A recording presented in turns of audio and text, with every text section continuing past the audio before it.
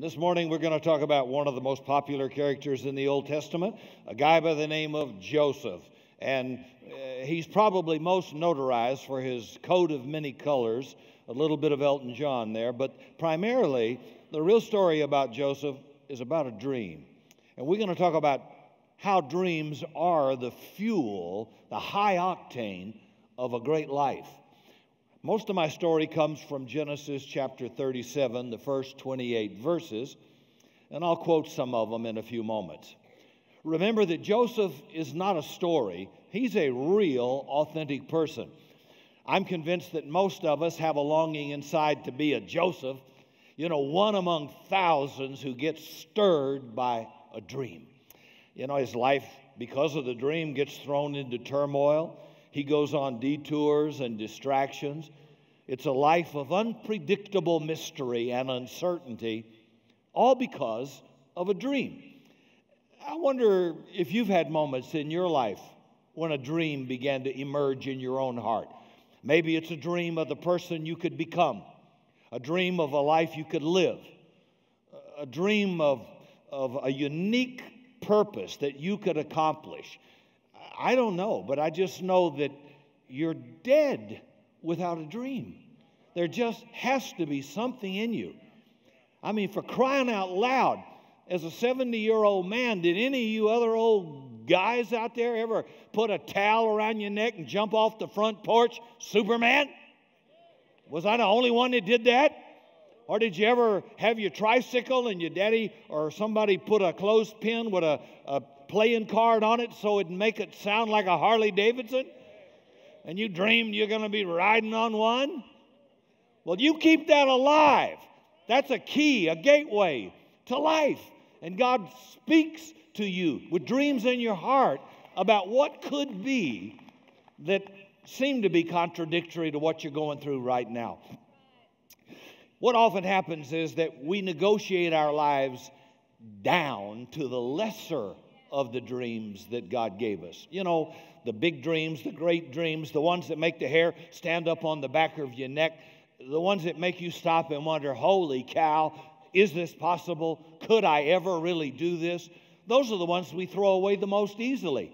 And we end up maybe living the secondary or supplemental dreams. And over long periods of time, most people even shove those away. And they live their life essentially dreamless. That's why movies and stories from Peter Pan to Snow White to 300 to any of these fantasies keep coming back because we remember when we were children and naive and didn't know any better, at least we knew how to dream. Boy, we had big plans. And I don't think God ever intended for us to give them up. Your dream has nothing to do with your age. It has nothing to do with your race. It has nothing to do with your current circumstances. That's the beauty of this thing. God doesn't put a limit on anything here. We let culture limit us. We let failure limit us. We let age. I don't know who ever thought up 65 and retire, like to slap them dead. That doesn't exist. I passed 65 a long time ago. I ain't got one dumb thought about retiring. I equate retirement to death. That's just exactly where you won't find retirement in the Bible. I'm sorry. Now, you may retire from a career because of maybe age limitations, like an aviation pilot. They put restrictions. But retire? Oh, no. I'm going to pick up a dream, another purpose, another destiny. That's what keeps you alive. You watch people retire, and then they pick up every disease in Egypt. Then all they want to talk about is what part of the body hurts and what new medicine they're on and what new problem they got in their blood and high blood pressure. And it's like, oh, man, this is no life at all. You got to have something that drives you forward, something worth living for. Now, here's an interesting thing.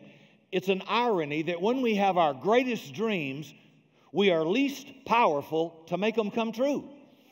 It's frustrating. And often the other extreme is that when we have the most opportunity and the most resources and the most capabilities, then we've got the fewest dreams to try to fulfill. It's sad. I wonder where you are in the spectrum of life. Are you still at a place where you have great dreams, but You wonder, could it possibly ever come true? Maybe I'm not smart enough. Maybe I don't have money enough. Maybe I don't have the right opportunity enough. Maybe my age is a factor. I don't know. Or maybe you're at a place where you've got great capacity, but you don't have any dreams to use those capacities for. Here's Joseph, 17 years old, pinnacle of life, moving from being a kid to being a man, and he had a dream that he shares with his family, and it begins to send his life spiraling into turmoil.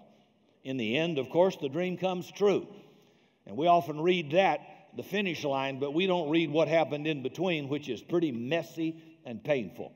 It's how the dream happens that gives all of us lessons for life. It's what happens from the moment you get the dream to the moment the dream comes true that teaches us how to unleash a God-sized dream. Sometimes you have a dream that's not really your dream. It's somebody else's. You know, you dream of being a rock star, you can't even sing.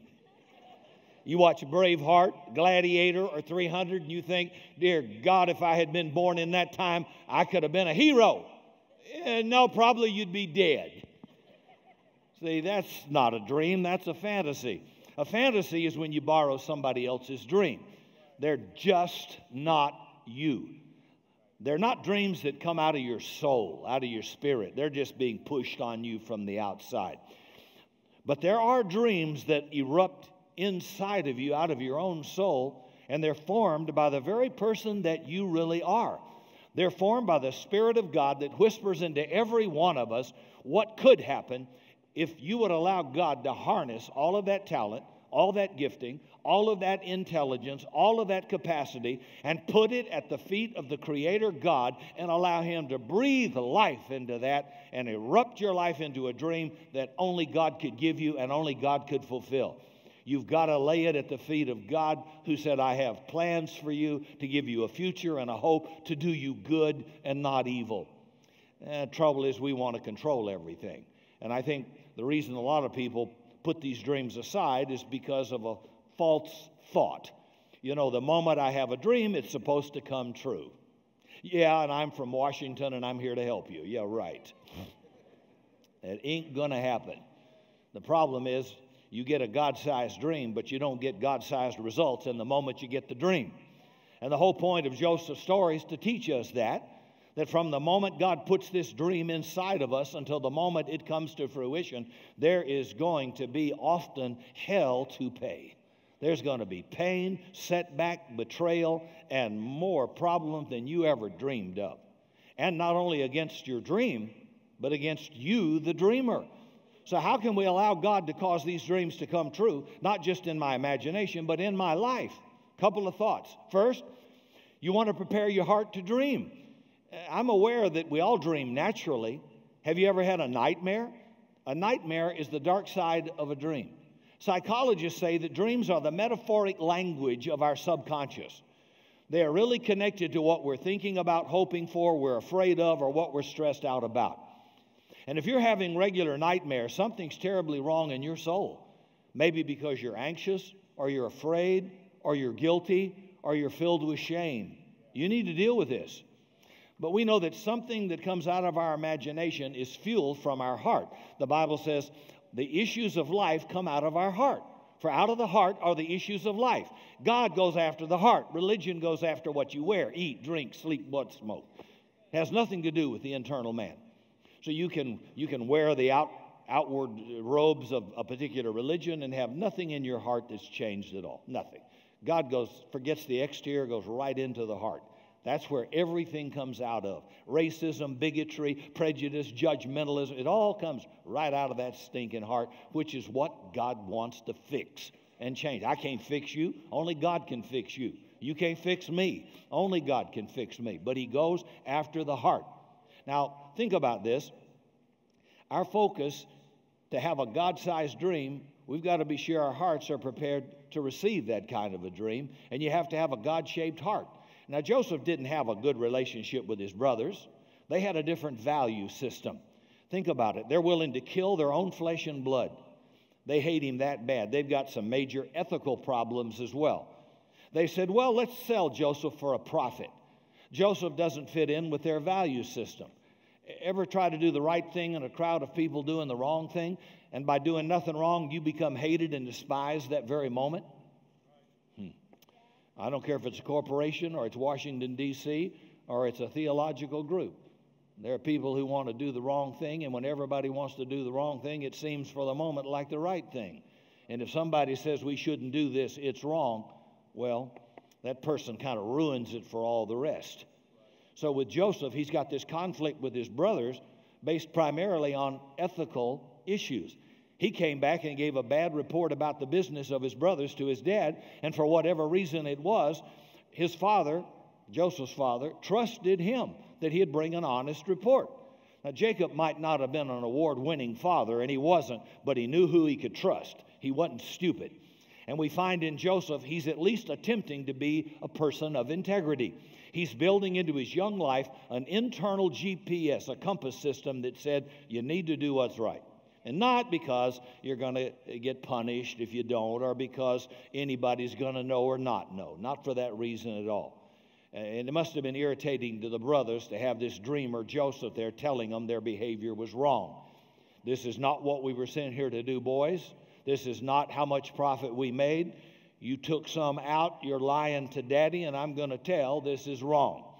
So in Joseph, the dream of God found at least a comfortable place to land in a heart that was moved by what was right. If you're going to unleash a God-sized dream in your life, you have to begin by preparing your heart to dream. It's not exciting, but you got to have at least a God-shaped heart. There has to be something in you that wants to do what's right. We fail many times, all of us, but we want to do what's right. David, you look at his life, we look like saints compared to David. In his culture, he committed murder. He committed adultery. He tried to cover it up. But every time confronted, he said, I'm the man, no excuses, didn't blame anybody. He said, it's my department, it failed, I'm totally responsible. And God loved this guy. He said, David has a heart after my heart. You can have a heart after God, and God's not going to put a God-sized dream in it unless you do. It doesn't mean you're a perfect person. None of these people were. But at the end of the day, they wanted to do what was right. And Joseph, although he's a little bit arrogant and a little bit extreme, maybe a bit haughty as well, I don't know. But at the end of the day, he wanted to do what was right. His brothers did not. And that's where Joseph begins his story. What do you do when you're alone? What do you do when there's nobody to report on you? No one to shout out to your brain whether you're doing the right thing or the wrong thing. You're just by yourself and nobody sees you but God. See, you can know from the start if you can unleash a God-sized dream by whether you desire a God-shaped heart. You won't go far in this journey if you're not at a place you want God to shape your heart and to have His character. I fail many times, but I want to see people like He does. I was interviewed by a reporter a couple of years ago and said, in my older age, have I become more liberal? I said, no. I said, I just have seen God get bigger. When I was younger, I had a small God, you know, a little white Republican God or a Tea Party God, or some of you had a Democrat God, and I said, I got a bigger God. And He doesn't think like I think, and I'm having to stretch to adapt to see people and be gracious and merciful to people I don't particularly like, but He happens to love. And if God calls you brother, then I'm going to call you brother. It's just that simple. But it's taken me a long journey to get there, and I want to get there, and I want to see the world the way He sees it, not the way a Baptist sees it or a Pentecostal sees it or a Catholic sees it. I'm not here to be a Catholic or a Baptist or a Pentecostal or a Republican. I'm here to be a Christian, a follower of Jesus. How would He respond? How would He act? God, help me in all my failure to have that kind of a heart. Now, I think I've made some progress. Believe me, if you'd have heard me 25 years ago, you said, this is not the same guy. I would be embarrassed for you to go back 30 years and hear some of my messages. I'd be ashamed. I hope they burn in hell. I hope nobody ever hears them. I'm just flat wrong. Now, that's a good thing when you can come to that place. And that proves God's working on your heart. It proves He's in there doing something. There's a little bit of remodeling going on. I'm sure not probably, I don't think in a journey you ever get to where He is, but you want to. That's a God-shaped heart, and God can put a God-sized dream. I love this about Jesus. He's God stripped all the way down to His character. And He not only did the right things, He wanted to, no matter what the price. And that's God's invitation to us as we start this journey to prepare our hearts to dream, just to have the integrity so we can receive this dream of God. Say, no, I'd like to, but that's wrong. No, I'm not going to do it. Not perfect. And if I fail, take full responsibility and say, I don't want to do that again. I am so sorry. That's all. It's not about being perfect. You can't be perfect, but you can want to be. You can want to do the right thing. Number two, you got to keep an open mind. You got to keep, Christians are accused of being narrow-minded. Ever notice that? That's because the accusations are often always right. We are a narrow-minded group of people. It's all about what we don't do. We're not spiritual when you're based on what you don't do. You're essentially legalistic and rule-oriented. But if you read the Bible, you ought to be one of the most mystical and mysterious people on earth. Listen to Joseph's story. God gives him a dream of something that's going to happen way out in the future, and he doesn't have a clue how to make that happen. So the dream doesn't give him control of his life.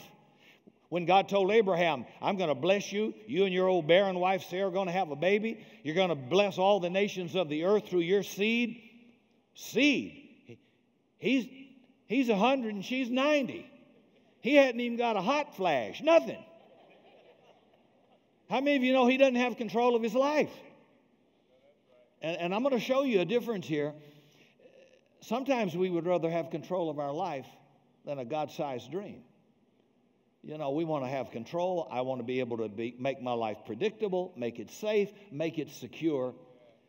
If I give it to God, it could be a wild, scary ride, and I don't have control of it. And fewer people than you can imagine want a life like that. They would rather have full control and live a very safe, riskless, boring life that makes no difference in the world. I don't know. There's something in me that just says I cannot live this way. I just think it's so boringly safe. There ought to be did you see the videos from the phones that have been all over the sports programs today of Auburn fans in their living rooms? Ah! Oh my God! I thought, could that ever erupt at Summit? Could that ever be possible that conservative people could absolutely lose control, jumping, screaming, and it's all over the news, over a zipped up bag of air? Amazing, just amazing to me.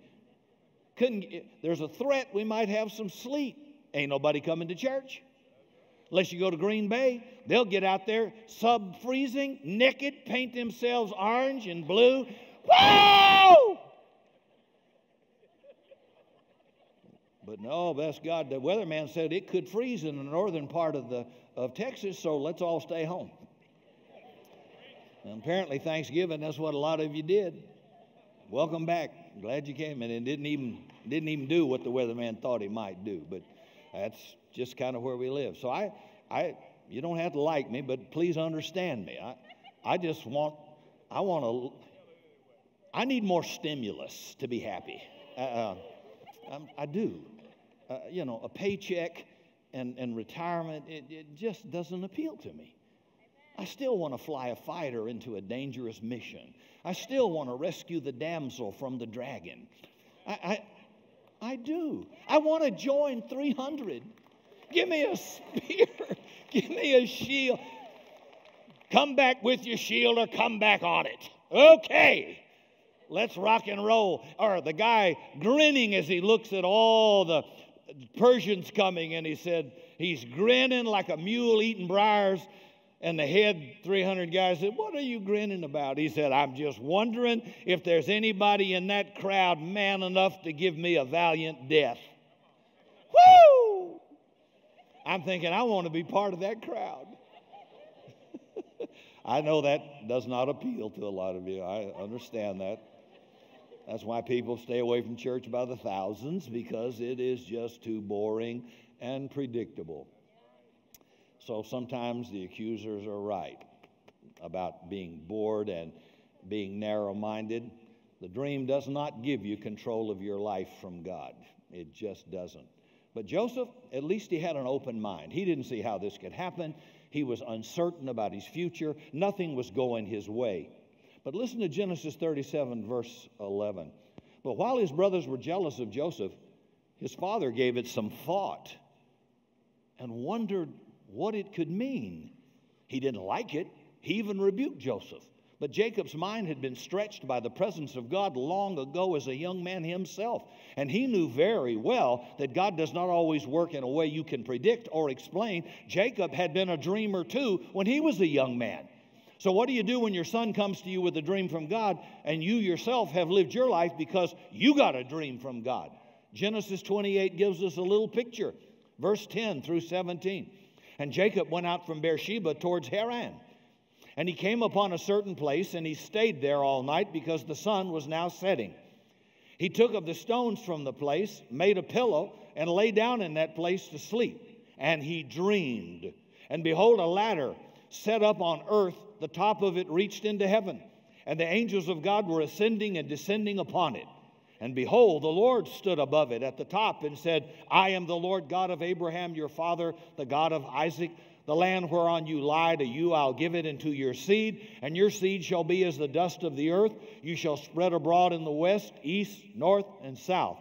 And in you and in your children shall all the families of the earth be blessed. Behold, I'm with you. I will protect you in all places where you go, and will bring you again into this land.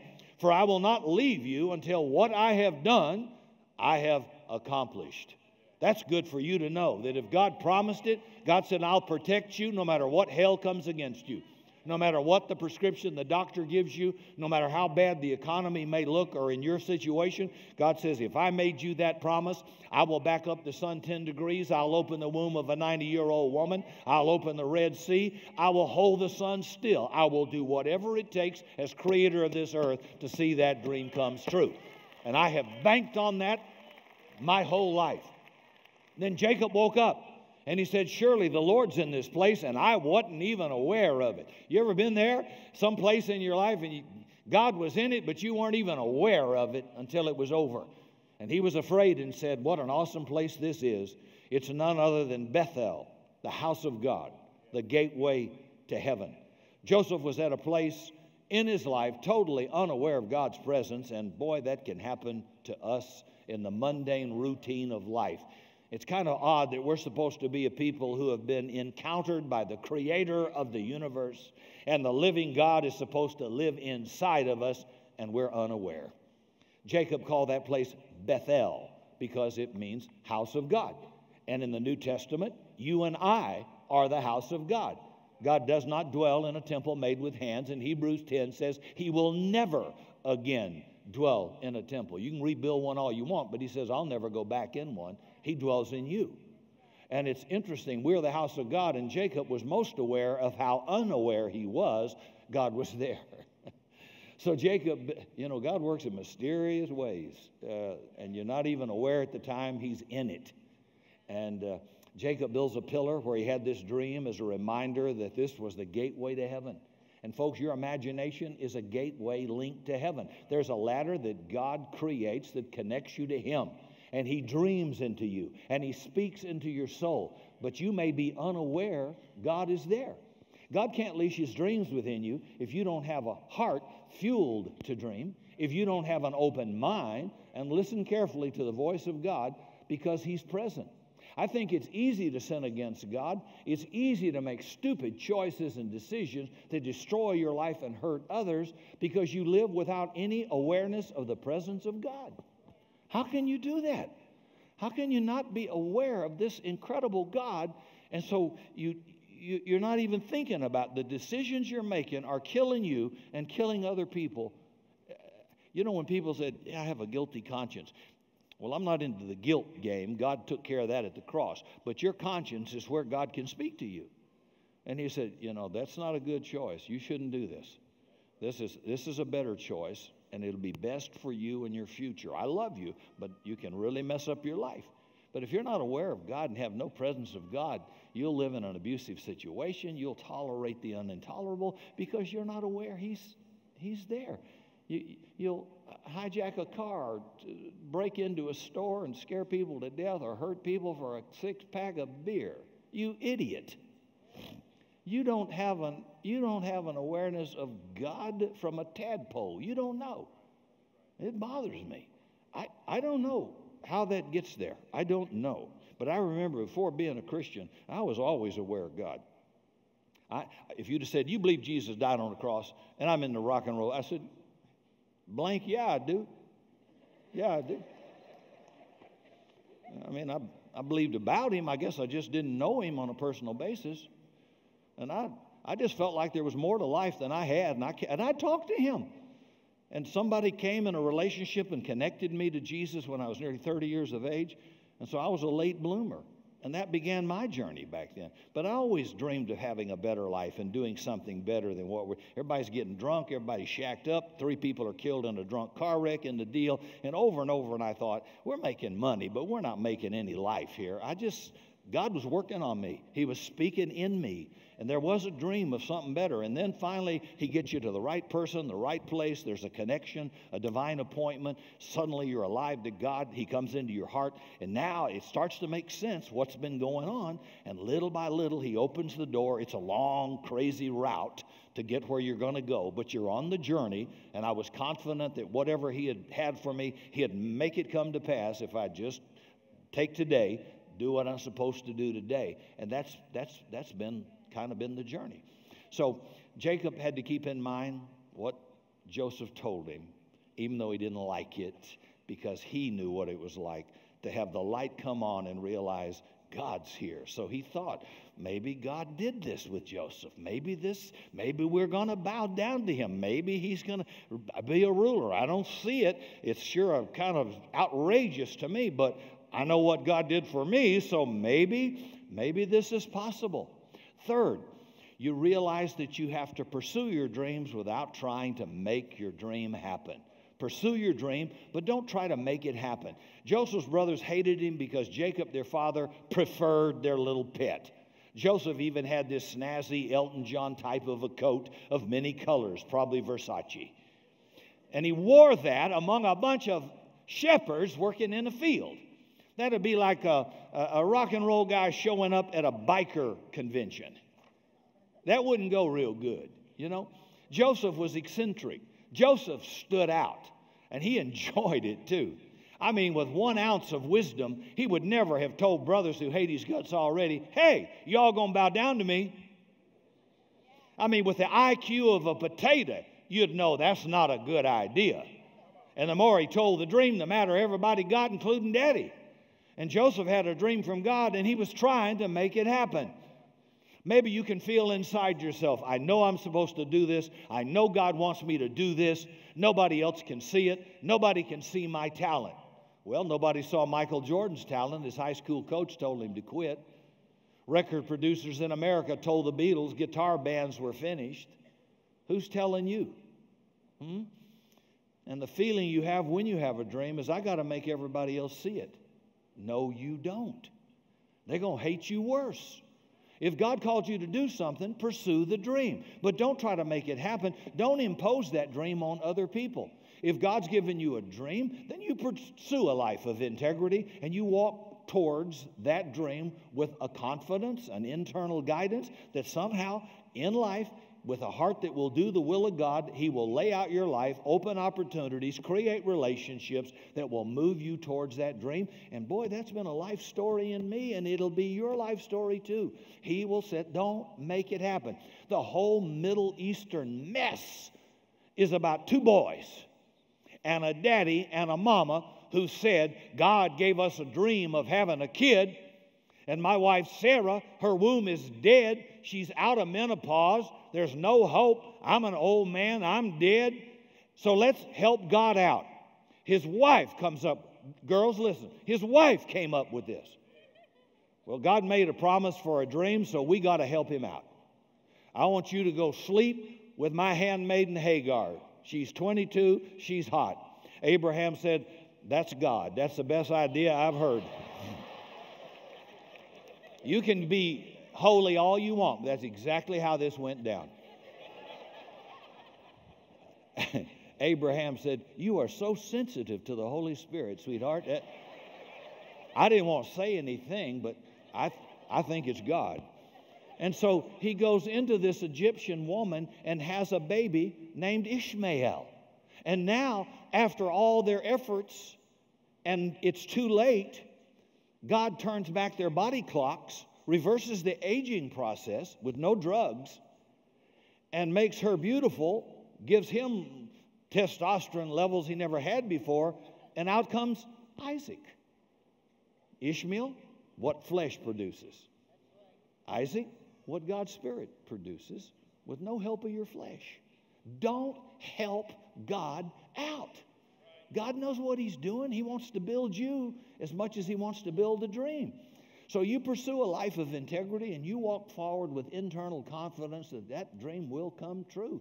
And when you try to make people see what you see and believe what you believe about your future, and your parents don't see it or your friends don't see it, you're going to end up with a lot of anger and frustration in your heart.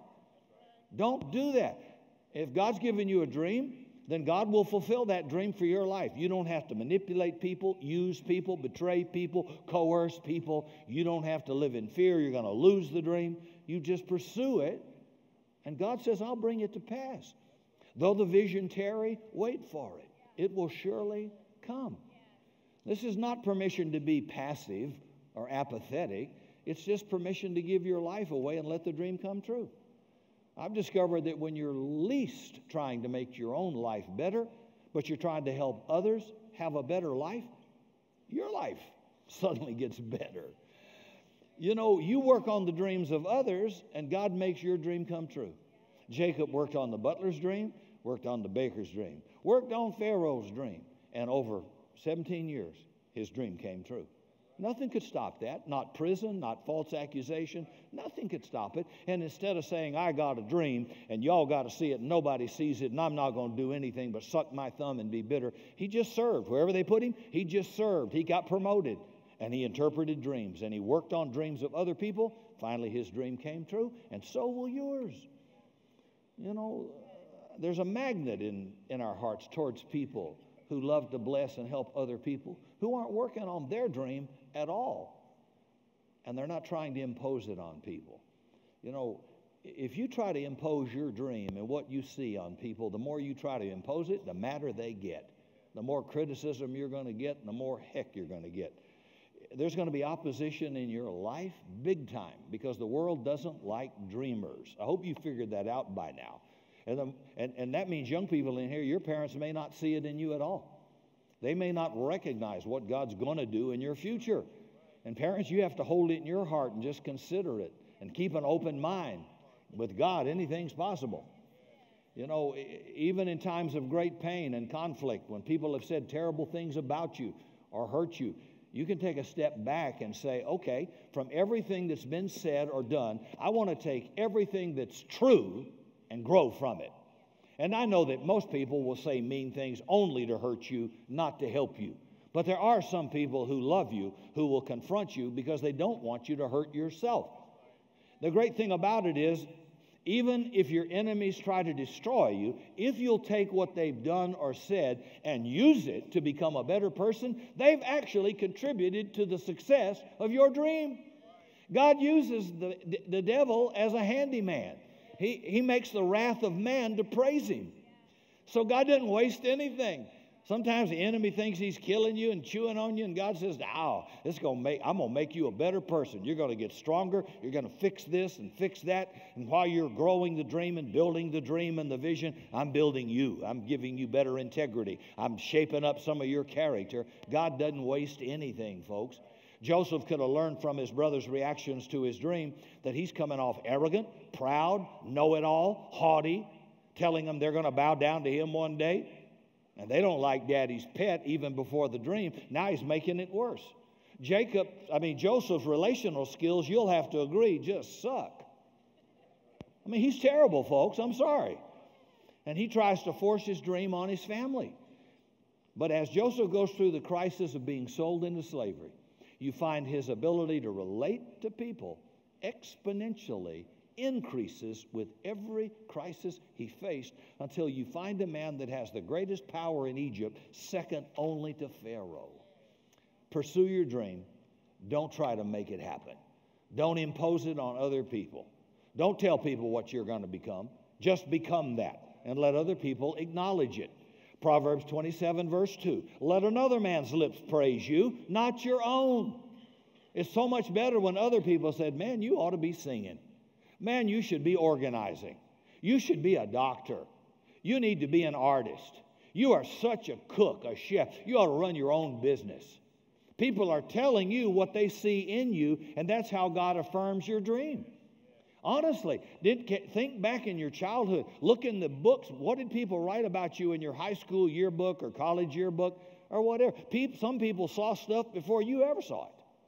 And they were telling you what you should be and what they saw in you. I tweeted the other day, instead of criticizing our bossy young girls, recognize the fact we got a leader emerging here. That bossy girl in the family is the one who's actually going to rule and reign, take over. She's going to be a leader. Now, she needs to have discipline, certainly. And she has to be shaped and forged and spanked. But at the end of the day, that's a leadership skill. Leaders don't say, okay. You want to? Okay. They got an opinion. It may not be right, but they got an opinion. Right? This is what makes leaders leaders. You don't get it out of Bible study. You either got it or you don't got it. It's a gift from God. You didn't work for it. You didn't earn it. A guy selling drugs on the street with 4 or 5 distributors, he's a leader. God gave him that gift. He's using it for a wrong motive, but at the end of the day, he's a leader. How do you know it? People follow him. If you're out there, you got a private parking place, ain't nobody following you. You're just out for a walk. You ain't no leader. Where are the people? It's not about being bad or good. It's just about God either made you one or not. And in the church, it's everybody wants to be a bishop, a prophet, an apostle, and a prophetess. And, just be what God made you to be and let others affirm it. People will see that. They'll recognize that in you. And then number 4, and this is the bad one, you have to learn to embrace the pain of a dream. Genesis 37, verse 18. When his brothers saw him coming, they said, here comes that stinking dreamer. Come on, let's kill him.